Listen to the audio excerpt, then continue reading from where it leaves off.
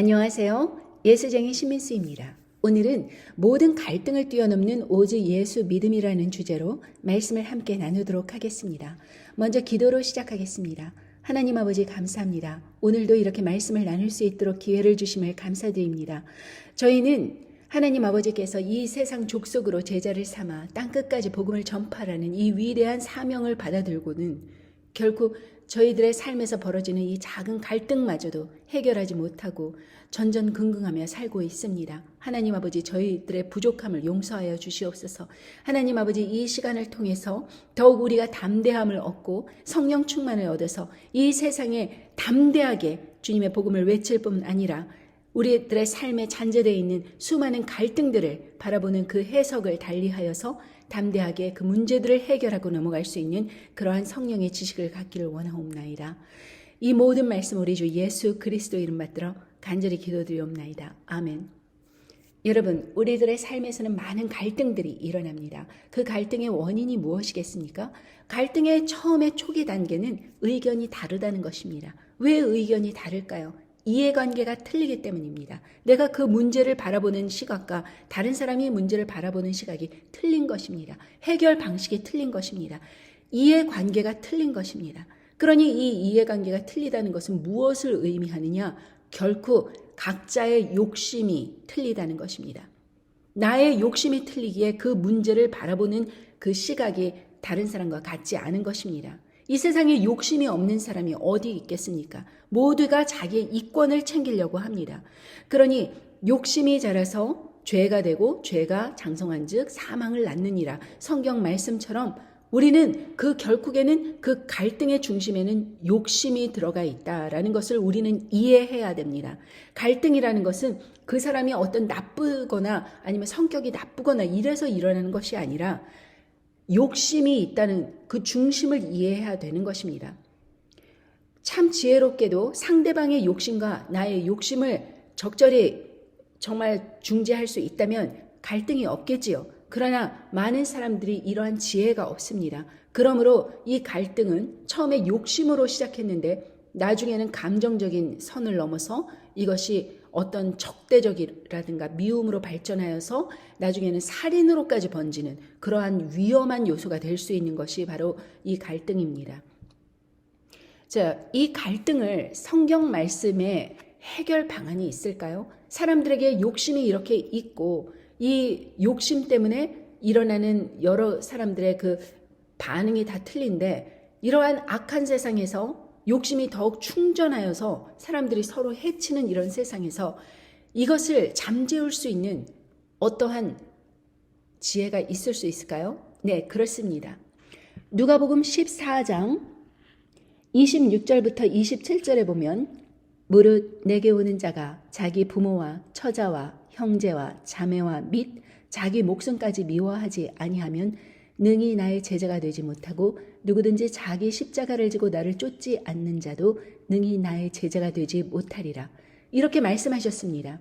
이는 부모, 처자, 형제, 자매 이런 아주 가까운 가족조차 그리고 자기 목숨까지 미워하라는 이 뜻은 그냥 그런 사람들을 배척하고 내 목숨을 버리고 이런 단순한 뜻이 아니라 이렇게 이해관계에 얽혀서 담대하게 믿음을 붙잡지 못하는 그러한 상황, 그러니까 어떠한 인맥, 학연, 그런 관계, 그런 거에 휘말려 갖고 자신의 길을 가지 못하는 그런 상황, 그리고 자기 목숨을 연연해 갖고 어떠한 진리를 담대히 세상에 외치지 못하는 그러한 상황, 이 모든 상황을 포함하고 있습니다.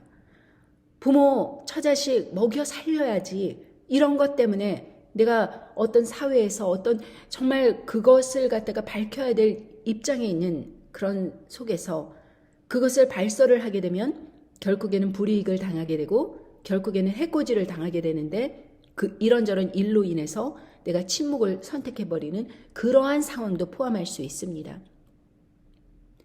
그리고 또한 부모 형제가 그것으로 인해서 막 이득을 챙기고 있고 너는 말하지 말아라 이런 식으로 입막음을 하고 있는데 부모 형제를 생각하고 자기 처자식을 생각하니 아 내가 이걸 얘기하지 않는 게 지혜롭겠어 이러고서는 자기 스스로 자기의 본분을 잊어버리고 그 악한 일에 참여하는 것도 결국에는 자기 목숨에 연연하고 부모 형제들 인간관계 챙기고 처자식 생각하고 하느라고 많은 불의한 일들에 참여를 하는 그러한 그 사정을 말씀드리는 것입니다. 그리고 여기에서 자기 십자가를 지고 예수님을 쫓지 않는 자도 능히 제자가 되지 못한다고 하셨는데, 자기에게 맡겨진 그 본분이 있습니다. 내가 어떤 사람을 맡았어요. 그럼 그 사람들을 바르게 이끌어야만 하는 그러한 중요한 역할을 맡았습니다.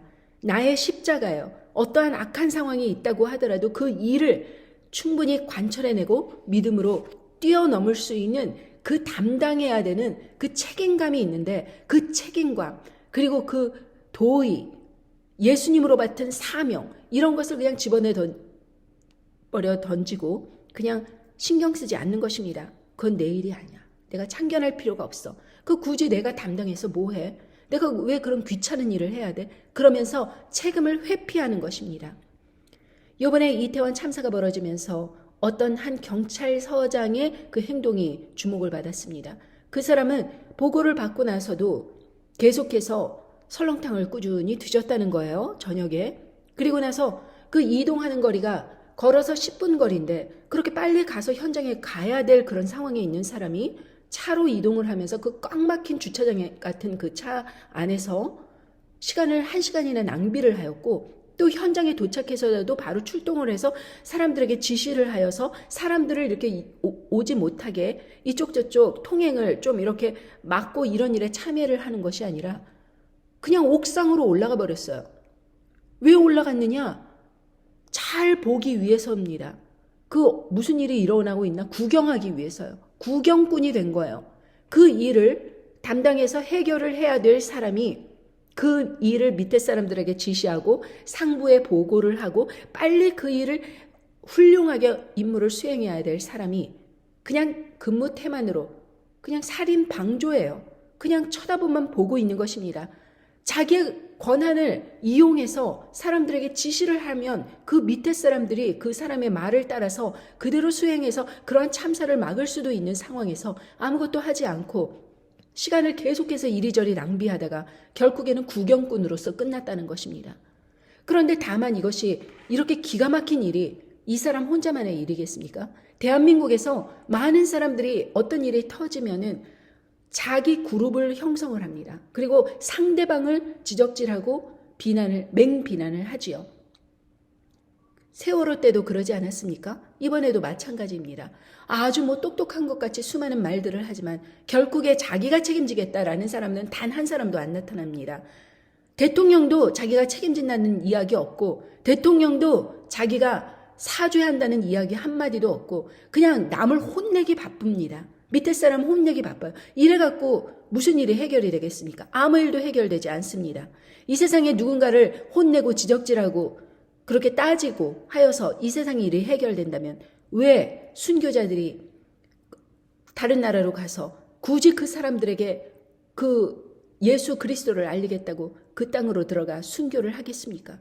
그 사람들이 예수 그리스도의 복음을 들고 그 땅으로 들어갔을 때는 그 이미 기존권에 있던 그 기득권 세력들이 그 복음이 들어옴으로 인해서 자신의 것을 많이 뺏기게 되고, 종교가 있는데, 기존 종교가 있는데 그것이 조금이라도 신도가 뺏기게 되고, 아니면은 정치권이 여러 가지로 탄압을 하고 있는데 국민 의식이 깨어나서 자신이 잘못하고 있다는 것을 깨닫게 될 수도 있고, 여러 가지로 복음을 회방하고 그렇게 하다가 그 순교를 하는 그러한 일들이 발생하는 것 아닙니까?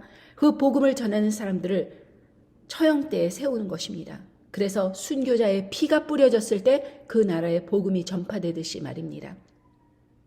그러므로 이 사회는 책임을 지는 사람이 필요합니다. 십자가를 지는 사람이 필요한 것입니다.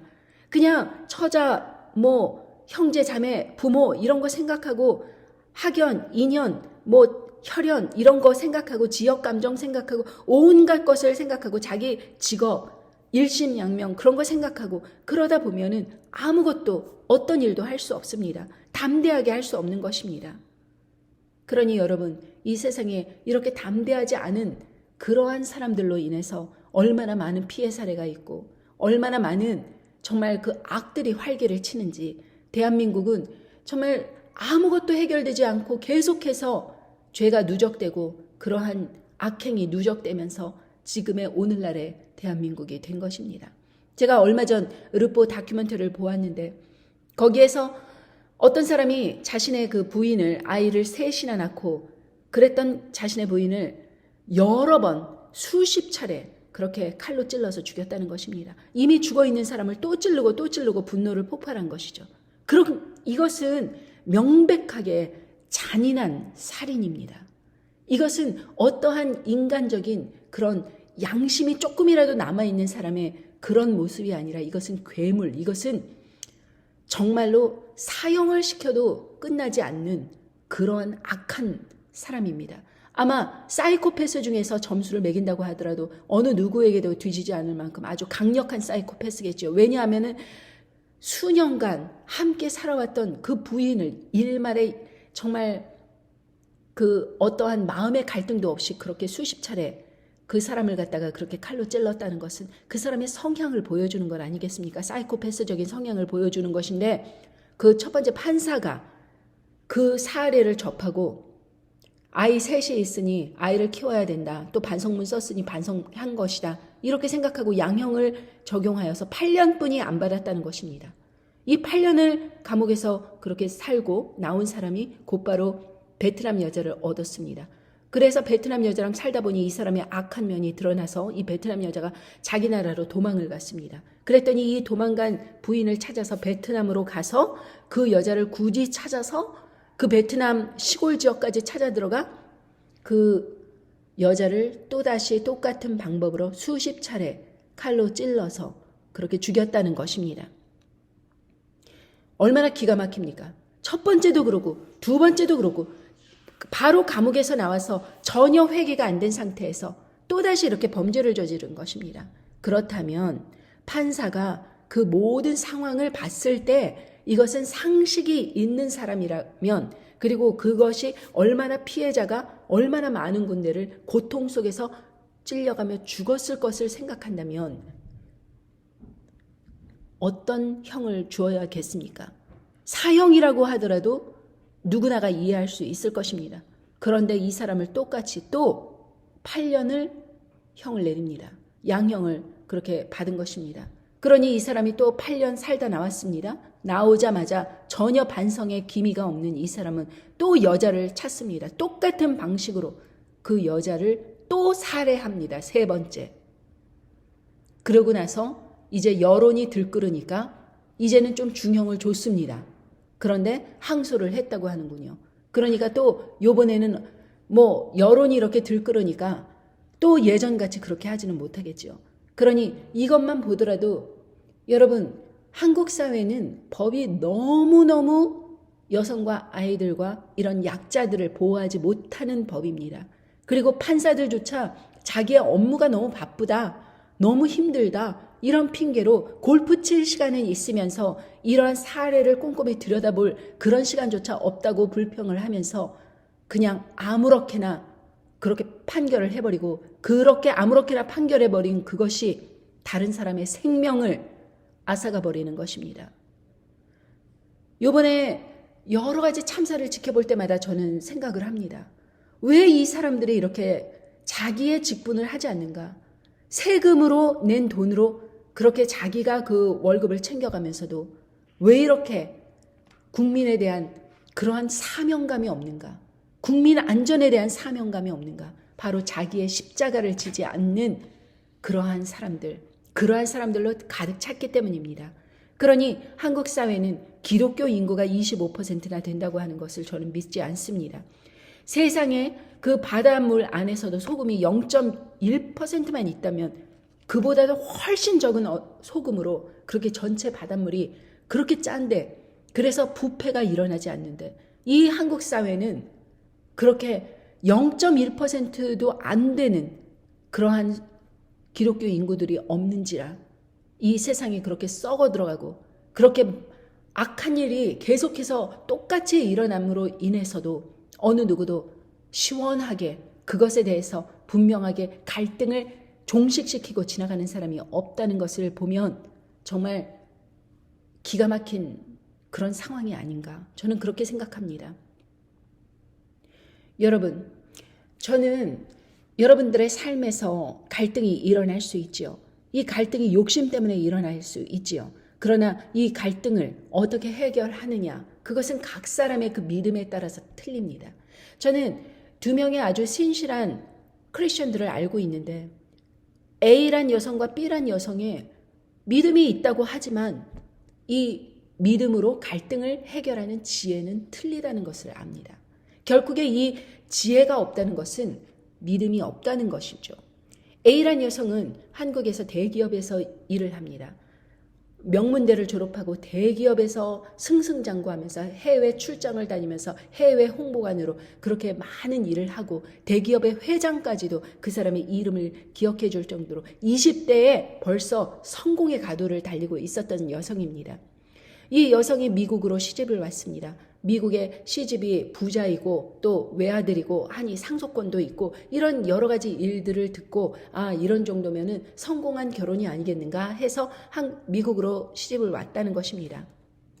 그런데 막상 미국으로 시집을 와보니 그 시집은 교인이라고는 하지만 기독교인이라고는 하지만 정말 막말을 일삼고 있고, 그리고 이 아들은 망나니처럼 그렇게 행실이 온전치 못하여서 친구들과 놀러 다니고 대학도 졸업 안 한 상태고, 그리고 뭐 여자친구 만나고 이러면서 허랑방탕하게 생활을 하는 그런 정말 교육이 되지 않은 그런 상황이고, 그러니 이 사람이 시집을 왔었을 때 자기가 꿈꾸던 그런 미래가 있었는데 정말 처음서부터 그 시집이 어떤 일을 하느냐 하면은 그 군수물자를 중간에서 중개하는 그런 중개 상인 역할을 하는데 돈은 많이 벌지만 기밀이 중요한지라 그 비밀 유지가 중요하기 때문에 이 가족 비즈니스로 이렇게 운영이 되고 있는데, 이 며느리에게 이제 회계를 맡기면서 이 며느리가 일 처리 솜씨가 잘 하는지라 이제 이 일을 하려고 이 여자를 데리고 온 거예요. 그런데 막상 데리고 와서 보니 이 A란 여성은 자기가 인건비도 받지 못하고 남편은 또 남편대로 저렇게 바깥으로 돌고 있고, 시집 식구들은 계속해서 야, 내 아들이 이렇게 마음을 못 잡는 게 네 탓이야 이러면서 며느리를 그렇게 탓하고 있고, 이런 모든 상황에서 자기가 어떻게 해야 될지를 모르겠다는 것입니다. 그래서 이 사람이 이제 분가를 하기로 결정을 했습니다. 남편에게 허드렛 일이라도 직장을 얻어라. 그래서 남편이 이제 직장을 얻었고 분가를 했는데, 그 아들이 그렇게 시부모 댁에 살 때는 아무렇게나 살고 뭐 놀고 그러더라도 항상 용돈이 이렇게 넉넉히 있었는데 막상 자기가 생계를 책임지다 보니 이게 힘들었겠죠. 그러니 부인하고 그 갓 태어난 아기한테 이제 행패를 부리고 폭력, 폭언을 쓰고 이런 상황이 됐습니다.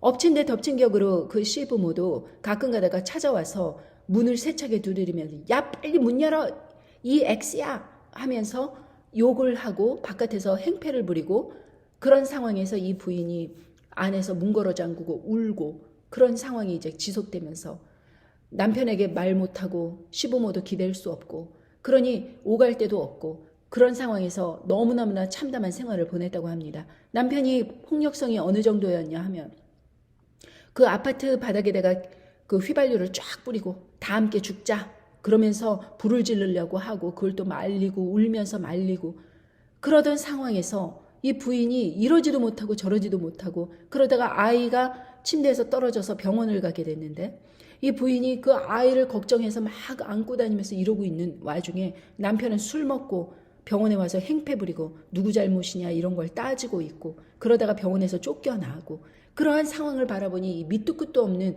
이런 악행이 멈춰질 것 같지 않더라는 것입니다. 그래서 이혼을 해야 되는지 안 해야 되는지 그것을 부목사에게 물어봤는데, 부목사가 그 집에서 이제 여러 가지로 금전적인 혜택을 받고 이런 사람인지라 이렇게 이야기를 했다는 것입니다. 아유, 자매님, 세상 사람들 다 그런 거 참고 살아요. 그래도 부모님이, 시부모님이 돈이 있으니까 조금 도와달라고 하면서 이렇게 슬슬 비유 맞추면서 좀 맞춰서 살아가요. 이러면서 이야기하더라는 것입니다.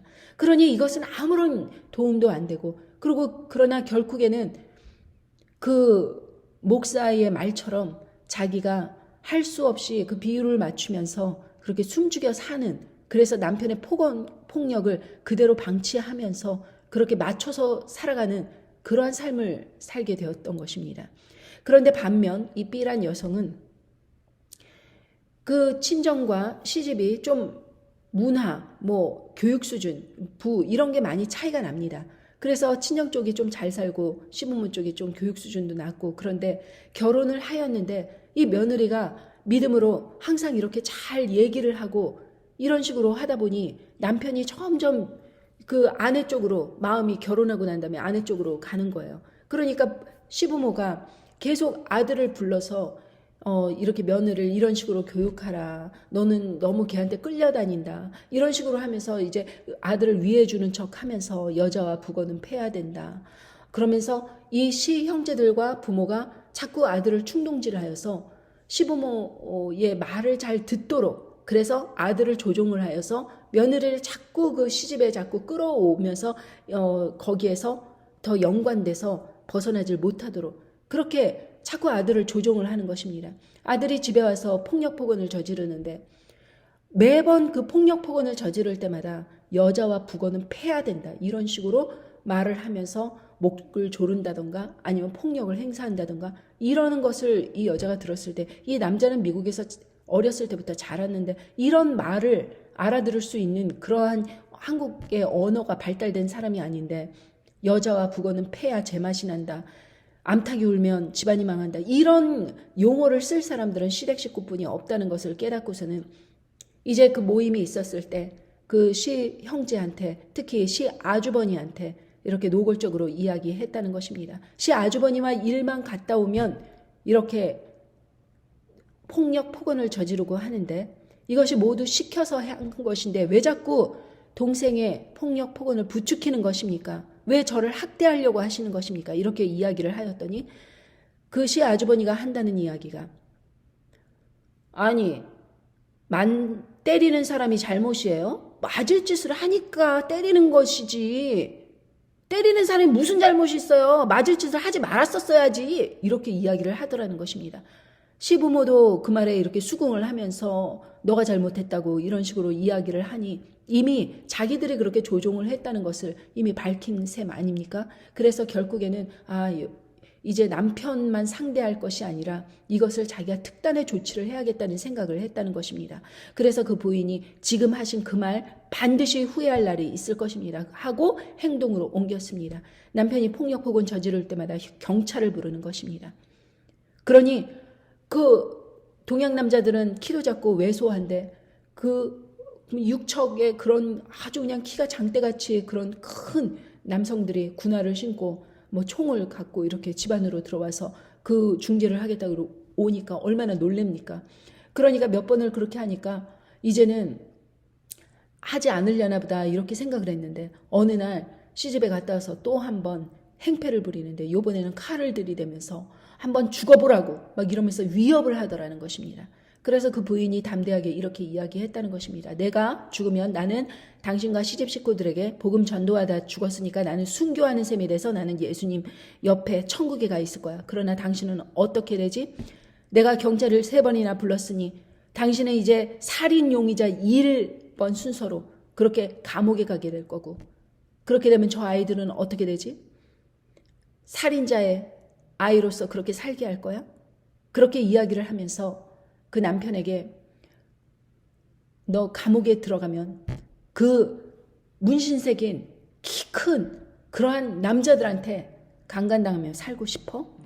그러면서 물어봤더니 이 남편이 거기에 갑자기 너무너무나 두려움이 이 남편을 엄습하고 결국에는 두통을 얻어서 방바닥에 굴러다니면서 대굴대굴 구르면서 아파서 그러고 있는 상황을 보자 그 부인이 하나님께 기도를 하고 안수기도를 하고 그렇게 그 두통이 갑자기 사라지면서 남편이 그때 생각을 하게 됐다는 것입니다. 이게 통하지 않는구나. 폭력이 통하지 않는구나. 그러고 나서 자신이 오히려 감옥에 가게 되면은 그러한 모든 그 악행에 대한 그런 죄가 다 뒤집어 쓸 건데 이렇게 악행을 해서는 안 되겠다라는 그런 판단이 들었는지 다음서부터는 절대로 그렇게 폭력을 행사하지 않았다고 합니다. 그리고 그 부모들도 전화를 해서 막 왜 그랬냐고 따지는데 그 며느리가 그랬다는 것입니다. 내가 나를 학대한 그 남편을 신고한 덕분에 남편이 감옥 들어가서 내가 옥바라지 할 수는 있어도 내가 아이를 앞에서 맞고 살 수는 없다고 분명히 말했는데 이것을 왜 기억하지 못하십니까? 이렇게 이야기하니까 시부모도 한마디도 하지 못하고 그냥 끝났다는 것입니다. 그 폭력이 멈춰졌다는 것입니다. 사랑한다, 안 한다, 이거는 둘째입니다. 일단 이 죄악이, 이 모든 갈등이 있는 것은 그 시작이 욕심, 저 사람을 점령해서 저 사람이 이득권을 빼앗아야겠다는, 착취해야겠다는 그런 욕심이 이러한 죄악을 발생시킨 것입니다. 그러면은 그 죄악의 불씨를 꺼버려야 되겠죠. 이것은 오직 예수 그리스도의 믿음이 있을 때만 가능한 것입니다. 누구든지 자기의 십자가를 지고 예수 그리스도를 쫓지 않는 자도 능히 예수님의 제자가 될 수 없다고 했듯이 어떠한 상황이 자기 삶에서 벌어진다고 하더라도 그것이 자기 십자가라는 것을 인지하고 돌파해야 되는 것입니다. 그 십자가를 지지 않고 내려놓고 그것을 피해 다니면서 이것을 이혼하고 다른 사람을 만나면 이것이 해결되고 행복한 결혼 생활을 하게 될 거고 더 좋은 사람이랑 만나게 될 것이고 이런 동화 속 이야기는 일어나지 않는 것입니다. 어떠한 사람에게 그 십자가가 주어졌다면 그 십자가를 내려놓는 순간 똑같은 무게의 아니면은 더 큰 무게의 십자가가 기다리고 있다는 사실을 기억해야만 그 십자가를 능히 지고 돌파할 수 있는 믿음이 되는 것입니다.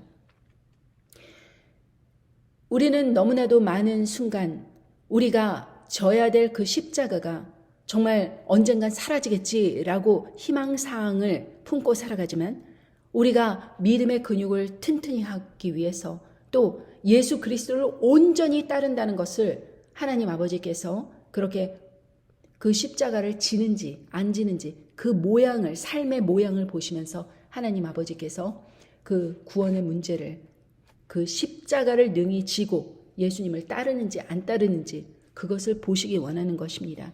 그러므로 우리 그리스도인이라면 누구나가 삶에 자기가 짊어져야 될 십자가가 있습니다. 이것을 교묘히 남에게 엎어 씌운다든가 어떠한 사람을 비난해서 내 것을 슬쩍 넘긴다든가 이것은 결국에는 더 큰 무게의 십자가를 결국에는 지게 될 뿐만 아니라 그것은 갈등을 더욱 더 확산시키고 더욱 갈등을 조장하게 되는 그러한 문제가 되는 것입니다. 욕심이 있다는 것은 결국 무슨 말입니까? 내가 내 몫을 정정당당하게 얻는 것이 아니라 내 거가 아닌데 남의 것을 취하기 때문에 그 문제가 되는 것입니다. 제가 얼마 전에 그 그로서리에 갔는데 계산이 다 끝났어요.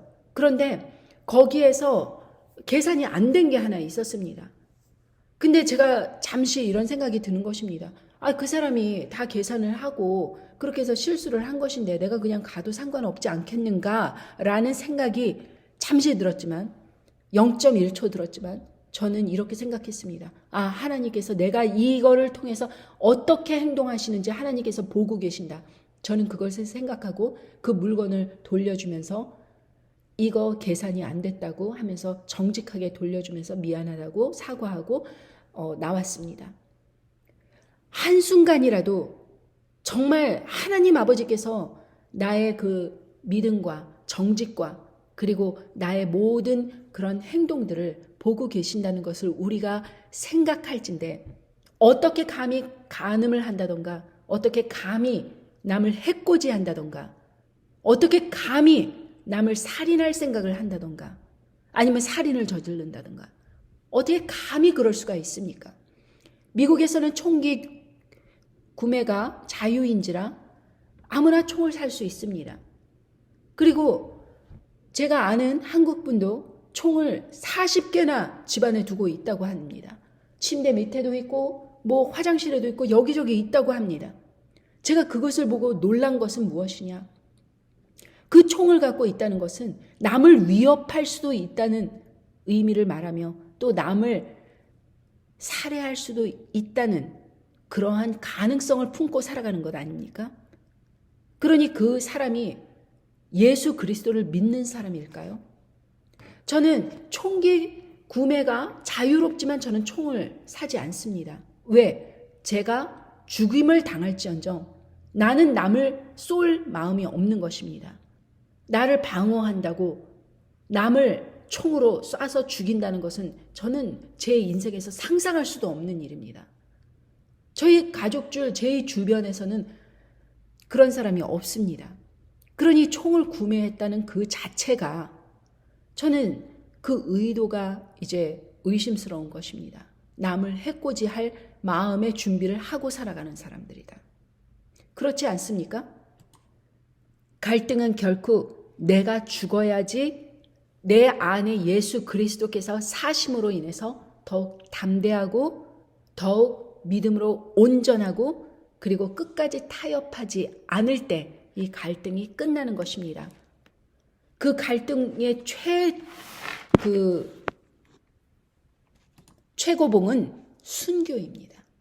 내가 나의 믿음을 지키기 위해서 그 갈등을 목숨으로 대신하겠다. 나는 타협할 마음이 없다.